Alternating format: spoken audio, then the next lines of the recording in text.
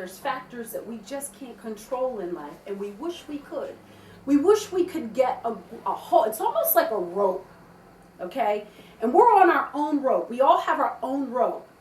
And then our mom has a rope here, our dad has a rope here, and our brothers and our sisters, and we just want to be able to pull all these ropes in, right? So we can all come together and be one rope, right? But what happens when I'm holding on to my rope and I'm grabbing here and here? What's happening right now? You're struggling. I'm struggling. Right. I'm struggling. And so because I'm struggling, it's just zapping my energy. I'm allowing things to zap my energy. Let me explain to you a concept called that's not my stuff. If I had bags here, I'd line up bags. Every person has a bag.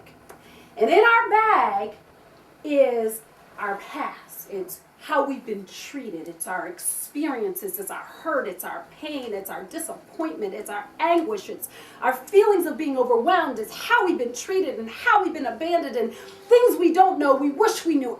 Just bags full of stuff. And we sometimes, I take Desiree's bag, I take JL's bag, I take your bag, I take her bag, and now look, I got all these bags. And what happens? Way down. I'm weighed down because I have all these bags. The truth is that Desiree is doing the best she can with what she has. There are things about Desiree I will never know nor understand about Desiree. That's just a fact of life. I wish I could, but I can't. And so therefore I have to get through her stuff on her own. And I love you, and I wish I could help you out, but there are just things that I can't do for you. You've got to be willing to do for yourself. Here, JL, there's your bag. I love you. I really want to help you. I can't. You've got to work you the way you expected them to be, but you got to work it out.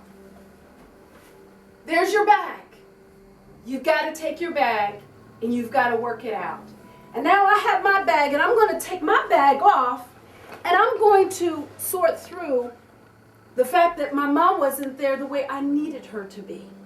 But my mom did the best she could because my mom didn't have a strong relationship with her mother. And my mom never knew who her father was. And so she has issues that I just don't understand, and I wish she could be there for me. That's her stuff. And then I dig into my bag, and my dad was a migrant worker.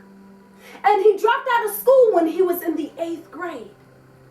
And I needed him to be there for me. I needed him to hug me as I was a little girl, but he didn't know how to because he left home at 16 years old and he knew how to make a living, but he didn't know how to love me the way I needed to be loved as a little girl. But see, he was never taught that, so I had to take that out of my bag, and that's his stuff. And then I dig in my bag again, and I see my brothers and my sisters, and they teased me. They were the ones who started the fact that I had a big nose and I felt uncomfortable inside my own skin. But what I realized is that my brothers and sisters, they didn't understand that they were hurting my feelings. They didn't understand that they were stripping me of my confidence. They didn't understand that they were breaking my spirit. So what I had to do was I had to put that over here and say, that's their stuff.